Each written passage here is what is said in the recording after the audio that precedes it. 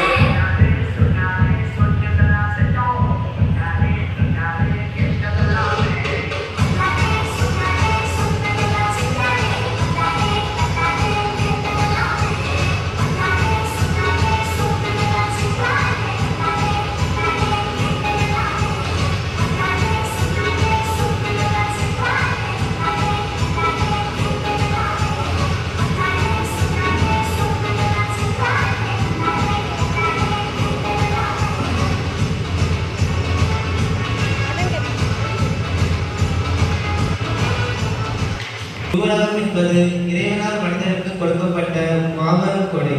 இறைவன் நமக்கு தந்துள்ள கொடைகள் என்னென்ன என்பதை செய்கை பாட வருகிறார்கள் நமது மரக்கில் வந்த மாணவ செல்வங்கள்.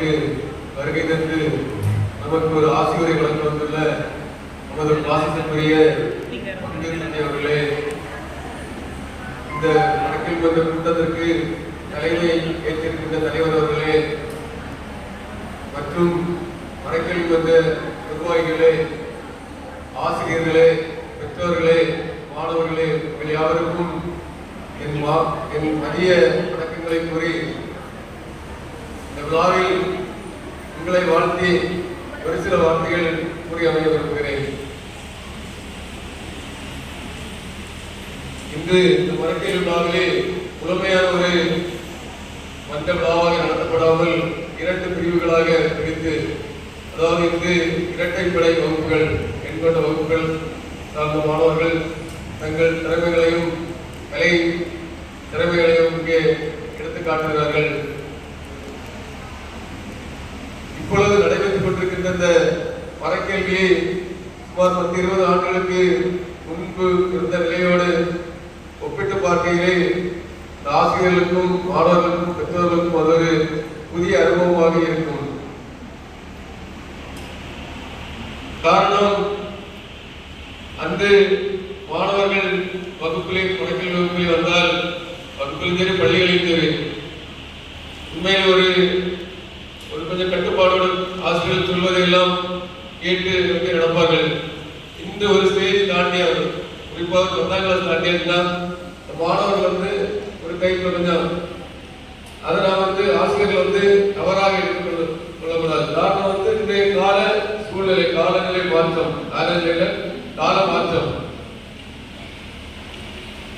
ஒரு 20 ஆண்டுகளுக்கு முன்பு பார்த்தால் நம்முடைய வீடுகளிலே பிள்ளைகளுக்கு கேட்டதெல்லாம் வாங்கி கொடுக்கும் வசதி இருக்காது.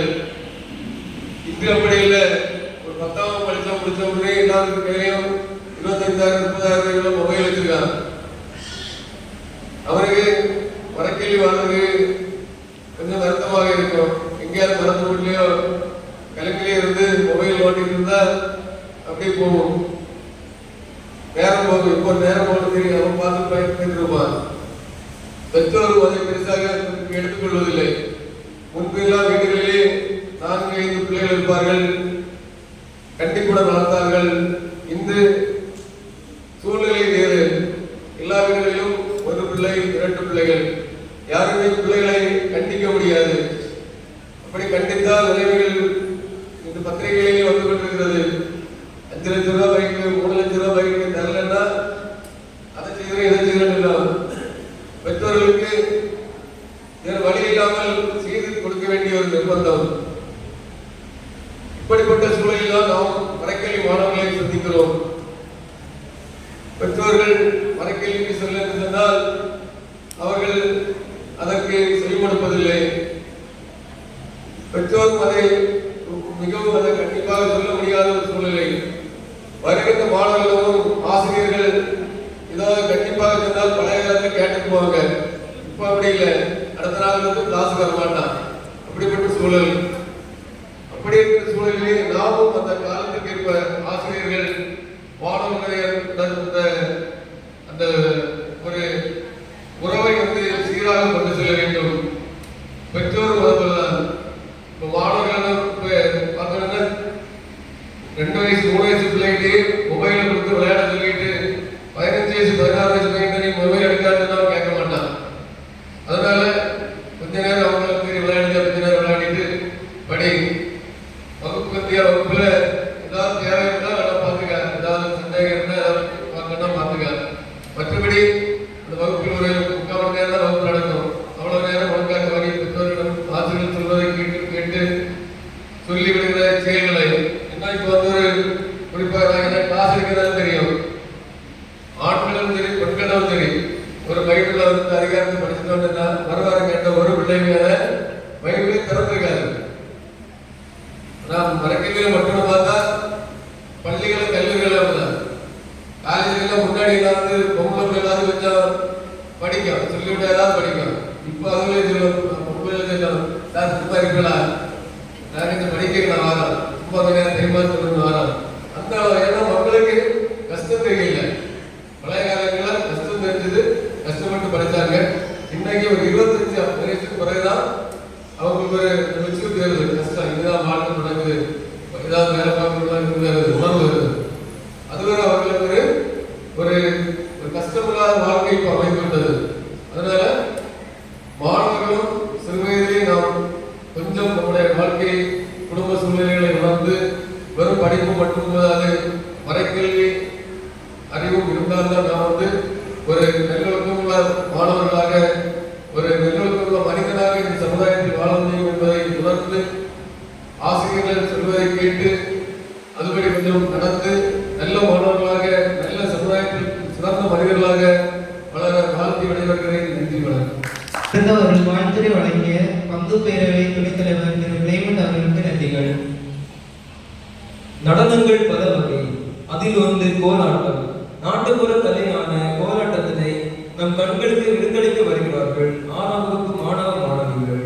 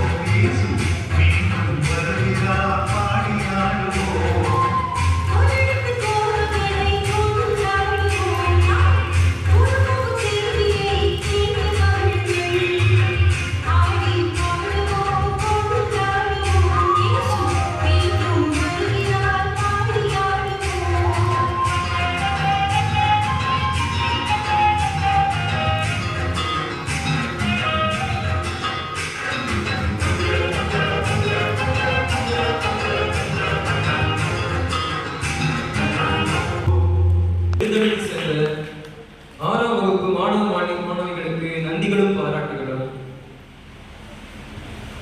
இசைக்கு மயங்காத உயிர்கள் உண்டோ இவ்வுலகில், நேற்றும் இன்றும் மாறா ஒரு தேவன் நமக்குண்டு என்று பாடல் பாடி நம்மை மயக்கத்தில் ஆழ்த்த வருகிறார்கள் நமது மரக்கல்வி மன்ற 8ஆம் வகுப்பு குழந்தைகள்.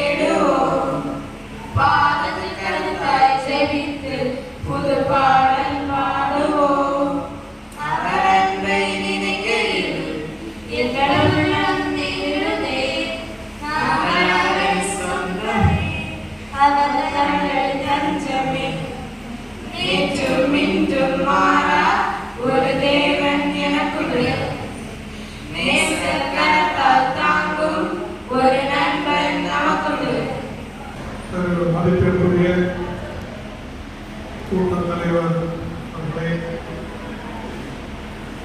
பேரவை துணைத் தலைவர் அவர்களே,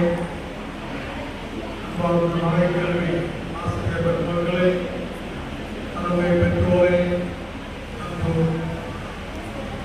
தம்பி தங்கையரே, உங்கள் அனைவருக்கும் அன்பான மதிய வணக்கத்தை வார்த்தைகளையும் தாக்குகின்றேன். மலைக்கல்வி குழந்தைகளுக்கு என்ன பேசுவது என்று சிந்தித்த வேளையிலே புனித சவேரியாவை பற்றி சில வார்த்தைகள் சொல்லலாம் என்று எண்ணுகின்றேன். சவேரியாவை பற்றி தெரியுமா உங்களுக்கெல்லாம்? சவேரியா யாரு?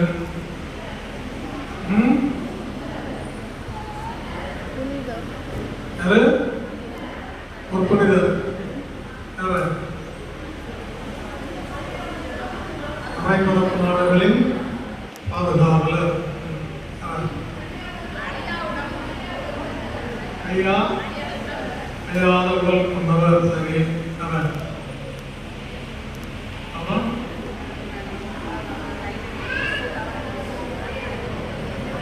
சரி. இந்த புனிதருடைய வாழ்க்கை வரலாறை பற்றி தெரிந்திருக்கிறீங்களா? இவர் ஒரு செல்வந்த குடும்பத்தில் பிறந்தவர். இளம் வயதில் உலக நாட்டங்களிலே உலக போக்கிலான வாழ்க்கை வாழ்வதிலே பொழுதை கழித்தவர். ஆனால் அவருடைய உள்ளத்திலே நான் பாரிஸ் பல்கலைக்கழகத்திலே சென்று படிக்க வேண்டும், அந்த பாரிஸ் பல்கலைக்கழகத்திலே பேராசிரியராக மாற வேண்டும், உலக புகழ் பெற வேண்டும் என்று ஆசைப்பட்டார். அந்த நாட்களிலே பாரிஸ் பல்கலைக்கழகம் என்பது உலகத்திலேயே தலை சிறந்த மிகவும் புகழ் வாய்ந்த ஒரு பல்கலைக்கழகமாக இருந்தது. அந்த பல்கலைக்கழகத்திலே அவர் சேர்ந்து களங்களை பயின்று கொண்டிருந்த வேளையிலே புனித இன்னாசியாரை சந்திக்க நேரிட்டது. புனித சவேரியார் அந்த கல்லூரியின் வராண்டாக்களிலே நடந்து செல்கின்ற வேளையிலே புனித இன்னாசியார் அங்கு நடந்து சென்று புனித சவேரியார் கேட்கும்படியாக ஒரு இறை வார்த்தையை சொன்னார்.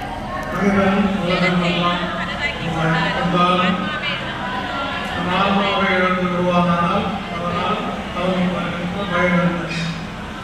அப்போ சவேரியார் இளம் வயதிலே நல்ல குடுக்கமான ஒரு இளைஞனாக மிகவும் சுறுசுறுப்பான படிகளிலே ஆர்வம் கொண்ட ஒரு இளைஞனாக இருப்பதை கண்டு ஒருவேளை இன்னாசியார் இயேசு சபை உருவானவர். அவர் எண்ணினார், இந்த சவேரியார் இயேசு சபைகளை சேர்ந்தால் இவர் நம்முடைய இந்த சபைக்கும் திருச்சபைக்கும் ஒரு பெரிய சொத்தாக இருப்பார் என்று கருதி இவ்வாறு அவரை மனமாற்ற வேண்டும் என்ற நோக்கத்தோடு தான் இயேசுவனுடைய வார்த்தைகளை அவர் காதில் ஒலிக்கும்படி சொல்லிக்கொண்டே இருப்பார். பல நாட்களாக இந்த வார்த்தைகளை கேட்டாலும் சவேரியாருடைய உள்ளத்திலே இந்த மாற்றமும் ஏற்படவில்லை. திடீரென்று ஒரு நாள் அவர் சிந்திக்க தொடங்கினார். ஏன் என்னை பார்க்கின்ற போதெல்லாம் இன்னாசியார் இந்த வார்த்தைகளை சொல்லுகிறார் என்று சிந்தித்தார். மனிதன் உலகமெல்லாம் தனதாக்கி கொண்டாலும் தன் ஆன்மாவை இழந்து விடுவான் என்றால் அதனால் அவன் அடைகின்ற லாபம் என்ன என்பதை சிந்தித்தான். அப்போதுதான் அவருக்கு புரிந்தது, நான் இந்த உலகத்திலே பெரிய செல்வந்தனாக இருந்தாலும் பாரிஸ் பல்கலைக்கழகத்திலே பேராசிரியர் சிறப்பு பட்டங்களை பெற்றாலும் அதெல்லாம் எனக்கு பயனில்லை. உலகிலே நான் சேர்க்கின்ற செல்வமும் நான் அடைகின்ற பட்டங்களும் உயர் பதவிகளும் எல்லாம் வீணானவை. ஆனால் கடவுளுடைய அன்பு ஒன்றுதான் மேலானது, இந்த உலகத்திலே அழியாதது. ஆகவே கடவுளுடைய அன்பை அடைய வேண்டும், அவருடைய அரசிலே நான் முக்கியமானவனாக மாற வேண்டும். அதற்காக என்ன செய்வது என்று சிந்தித்தார், ஜெபித்தார், வாழ்க்கையிலே மனமாற்றம் அடைந்தார். புனித லோயோலா இன்னாசியாருடைய அறிவுரைப்படி இயேசு சபையிலே உறுப்பினராக சேர்ந்தார், குருவாக திருநிலைப்படுத்தப்பட்டார். கீழே நாடுகளிலே அச்செய்தியை அறிவித்து கிறிஸ்தவ மறையை பரப்புகின்ற பணிக்காக அந்த நாட்களிலே நல்ல இளைஞர்கள், துடுக்கான துறவிகள் தேவைப்பட்டார்கள். அப்போது இயேசு சபை மேலதிகாரிகள் சபையதிகாரை சேர்ந்து கொண்டார்கள். அவரை கீழ்த்திசை நாடுகள் இந்தியா, சீனா, ஜப்பான் முதலான நாடுகளிலே மறைபோதகம் செய்வதற்காக அவரை தேர்ந்து கொண்டு அவரை அனுப்பினார்கள். 24 மணி நேரத்திலே கப்பல் பயணம் செய்வதற்கு தயாராக இருக்க வேண்டும் என்று மேலதிகாரிகள் அவருக்கு அறிவித்தார்கள். எனவே சவேரியார் தான் அணிந்திருந்த ஒரு அங்கியை எடுத்துக்கொண்டு அவர் பயணத்தை தொடங்கினார். கப்பல் பயணம்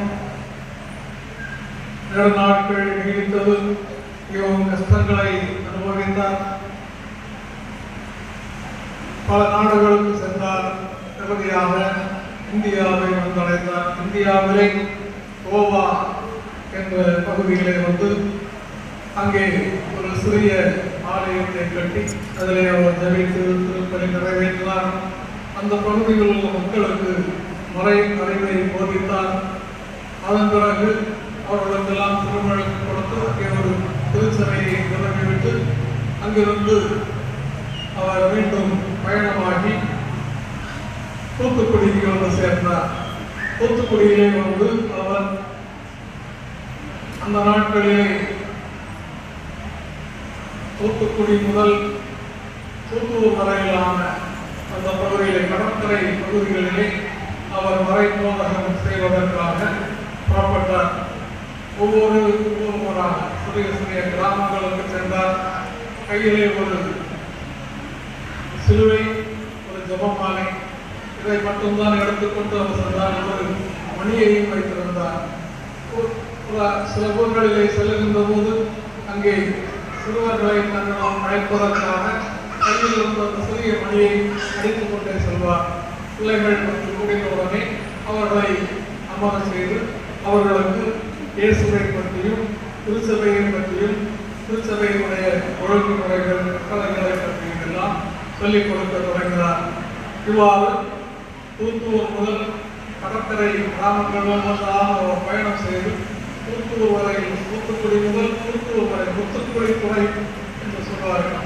இந்த முத்துக்குடி துறையிலே உள்ள கிராமங்கள் ஒவ்வொன்றாக சென்று பயணமாகி அந்த மக்களுக்கெல்லாம் நற்செய்தியை அறிவித்தார். மறைக்கல்வி கற்பித்தார். ஒவ்வொரு நாளும் மக்கள் மனமாற்றம் பெற்று சபையார் கையால் திருமுழுக்கு பெற்றார்கள். அவர்களை எல்லாம் அவர் கிறிஸ்தவ முறையிலே சேர்த்து ஞானஸ்நானம் கொடுத்து அவர்களுக்கு திருவருள் சாதனங்களை வழங்கி அவர்களை கிறிஸ்தவ முறையிலே வைத்து வைத்தார். இவ்வாறு முத்துக்குளி துறை என்று அழைக்கப்படுகின்ற கடற்கரை கிராமங்களிலே ஆண்டவர் இயேசுவை அறிவித்தார். இந்த பகுதியெல்லாம், அதாவது நம்முடைய பகுதிகளும் கூட சேர்ந்துதான், நம்முடைய குமரி மாவட்டம், தூத்துக்குடி மறை மாவட்டம் எல்லாமே இந்த தூத்துக்குடி துறைமுகத்திலே அடங்கும். இந்த பகுதிகளில் எல்லாம் கிறிஸ்துவை அறியாத மக்கள் வாழ்ந்து வந்தார்கள். அவர்களுக்கு இயேசு கிறிஸ்துவை பற்றி அறிவித்தார். அவருடைய வாழ்க்கை கதையை மக்களுக்கு எடுத்துக் கூறினார். அவர்களை மனம் மாற்றினார். இதனால் அவர் திருச்சபையை நம்முடைய பகுதியிலே அவர் ஆரம்பித்தார். புனித சவேரியாரினால் உருவானதுதான் நம்முடைய திருச்சபை, தமிழகத்திலே இருக்கின்ற இந்த திருச்சபை. ஆகவே சவேரியார் எவ்வளவு ஆர்வத்தோடும் ஆற்றலோடும் மறை போதனையை செய்தாரோ அதே போல நாமும் செய்ய வேண்டும். இந்த பகுதியிலே நற்செய்தியை அறிவித்து மறைக்கல்வியை வைத்து வைத்து திருமறையை நிலைநாட்டிவிட்டு இங்கிருந்து அவர் சீனாவுக்கு மறை போதகத்திற்காக புறப்பட்டார். வழியிலே சான்சியன் என்ற தீவுக்கு அருகிலே வருகின்ற போது நோய்வாய்ப்பட்டார். எனவே அவர் விருப்பப்படி சீனாவை சென்றடைய முடியவில்லை. சான்சியன் தீவிலே சில நாட்கள் தங்கினார். அங்கிருந்து மீண்டும் பயணமாகி கோவாவுக்கு வந்து அங்கே அவர் இறந்து அவருடைய உடலை கோவாவுக்கு கொண்டு சென்றார்கள். அங்கே அவருடைய உடல் நல்லடக்கம் செய்யப்பட்டது. ஆனால் அவருடைய உடல் அழியாமல் கடவுளை பாதுகாத்தார். அச்செய்தியை மக்களுக்கு போதித்து மறை அறிவை ஊட்டிய காரணத்திற்காக கடவுள் அவருடைய உடலை அழியாமல் காத்தார்.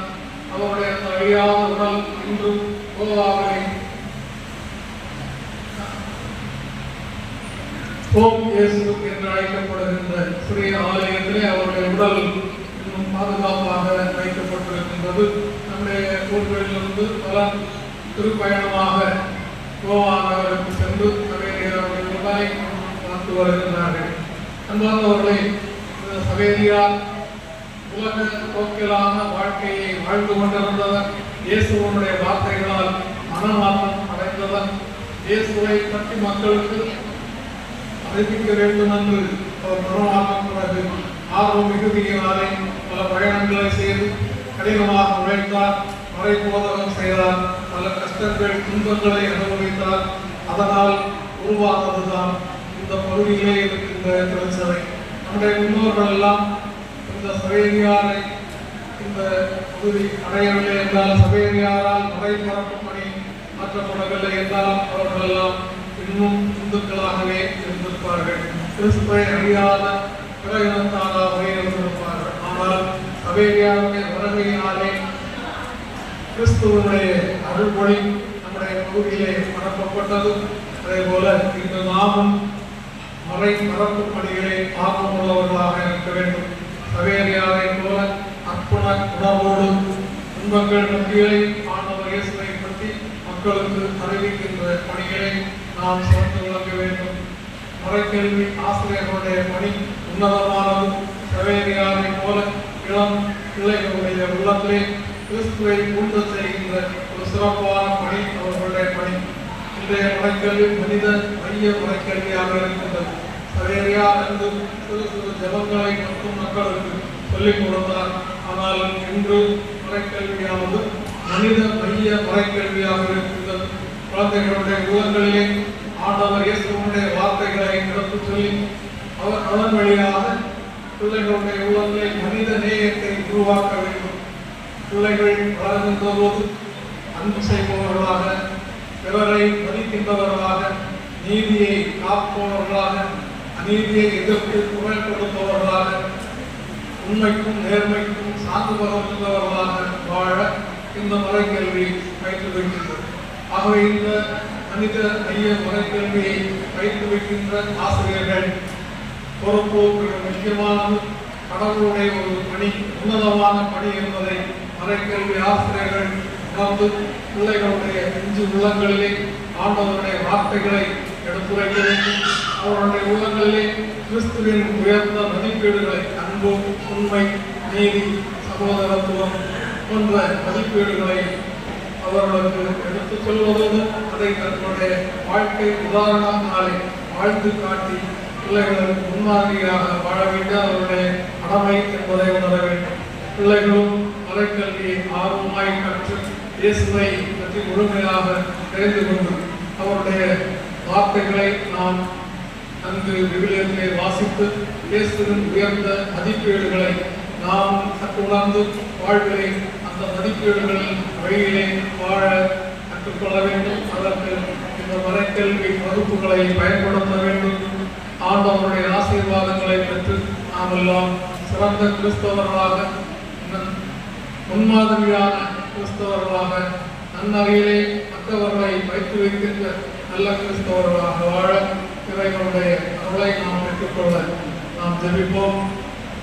எனவே மறைக்கல்வி ஆசிரியர்கள் தங்கள் பொறுப்பை உணர்ந்து நல்ல முறையிலே பிள்ளைகளுக்கு மறை அறிவை ஊட்டவும், பிள்ளைகள் ஆர்வத்தோடு மறைக்கல்வியை கற்று கிறிஸ்துவின் உயர்ந்த மதிப்பீடுகளை தங்களுடைய வாழ்வாக்கவும், அதனால் மறையாட்சியை நம்முடைய முன்னிலை பரப்பவும் முயற்சி செய்வோம்.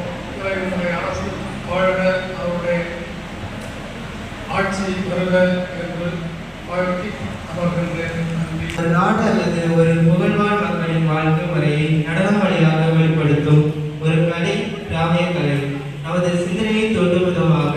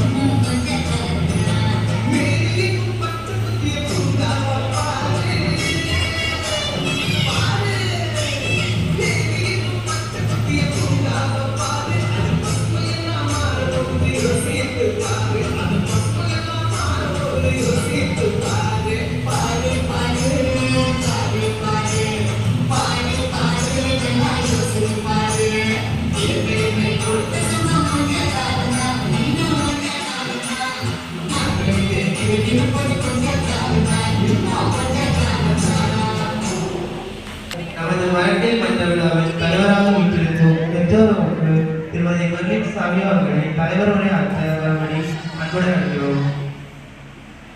அனைவருக்கும் அன்பின் வணக்கங்கள். எல்லாருக்கும் பேச வந்தோம்னா பிடிக்காது, அப்படிதானா? எனக்கும் தான் பிடிக்காது. ஆனா ஏதோ ஒன்று பேசணும். அதுக்காக நான் ஒரு சின்ன கதை சொல்லலாம்னு நினைக்கிறேன்.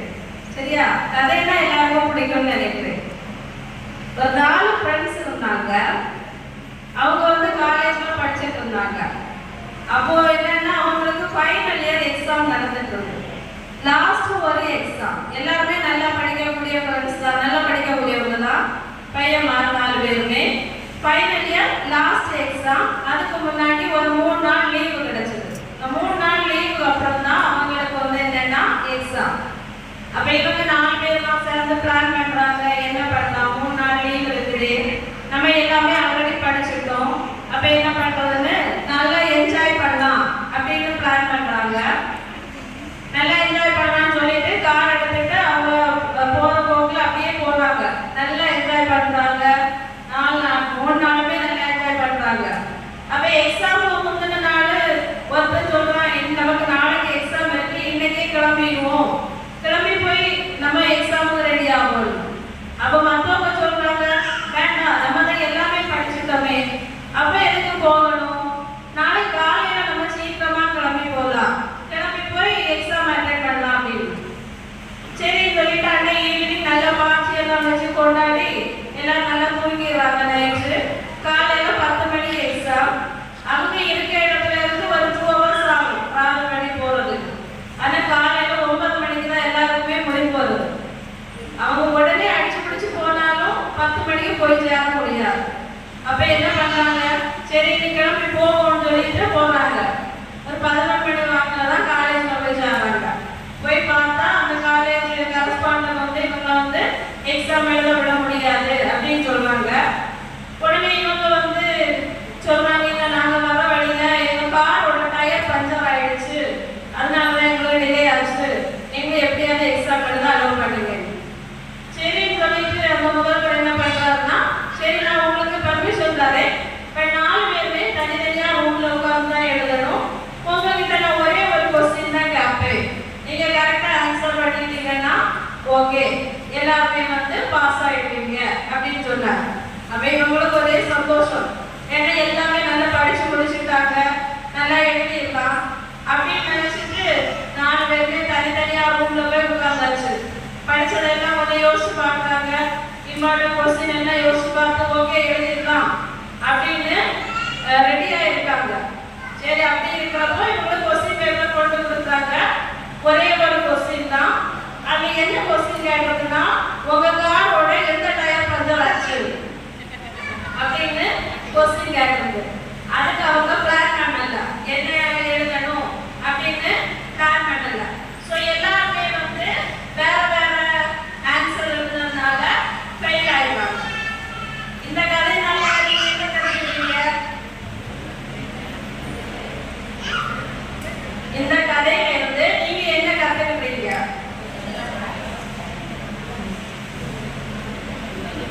எந்த நேரத்திலையும் போய் பேசக்கூடாது. அவங்க உண்மையை சொல்லியிருந்தா கூட அந்த முதல்வர் வந்து எக்ஸாம் எழுத அலோவ் பண்ணியிருப்பாரு. அது மட்டும் இல்லாம நம்ம டைமுக்கு போகணும், நேரம் தவறாம இருக்கணும். கண்டிப்பா அது அவங்களுக்கு லைஃப்ல ரொம்ப முக்கியமான எக்ஸாம். அது வந்து அவங்க டைமுக்கு போயிருக்கணும். சரி போனது கூட பரவாயில்ல, அவங்க வந்து போய் சொல்லியிருக்க கூடாது. எனவே நம்ம மாணவிகளாக நாமும் வந்து எல்லாத்துலயுமே வந்து போய் பேசாம உண்மையா இருக்கணும் அப்படின்னு சொல்லி என்னோட உரையை முடிக்கிறேன். நன்றி. இசையும் நாங்களும் வேறென்ன இருக்கு தங்களின் இனிமையான பொருட்களால் நம்மை வசப்படுத்த வருகிறார்கள் நம் மரக்கில் மற்ற 12ஆம் வகுப்பு மாணவ மாணவிகள்.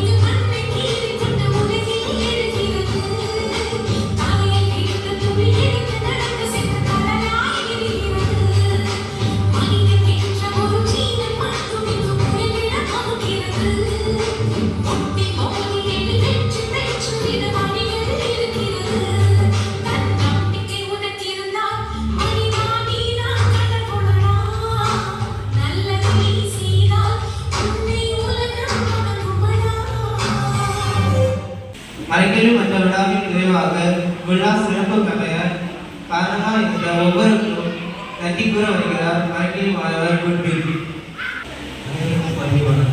முதலாவதாக இந்த விழாவினை சிறப்பான முறையில் நடத்த ஆக்கமும் ஊக்கமும் அளித்த நமது பங்கு பணியாளர் அருட்பணி ஆண்ட்ரூஸ் அவர்களுக்கு நன்றிகளை தெரிவித்துக் கொள்கிறேன். அடுத்ததாக இந்த விழாவில் பங்கெடுத்து சிறப்பிற்கு ஆசிரியரை வழங்கிய நமது இணை பங்கு பணியாளர் அருட்பணி வின்சென்ட் ராஜ் அவர்களுக்கு நன்றிகளை தெரிவித்துக் கொள்கிறேன். அடுத்ததாக வாழ்த்துறை வழங்கிய நமது பங்கு அருட்பணி பேரவை துணைத் தலைவர் அவர்களுக்கு நன்றிகளை தெரிவித்துக் கொள்கிறேன். அடுத்ததாக இந்த விழாவினை சிறப்பிக்க உழைத்த மறைக்கல்வி மன்ற நிர்வாகிகள், ஆசிரியர்கள், குறிப்பாக படைகள் நன்றிகளை தெரிவித்துக் கொள்கிறேன். ஒத்துழைக்கும்.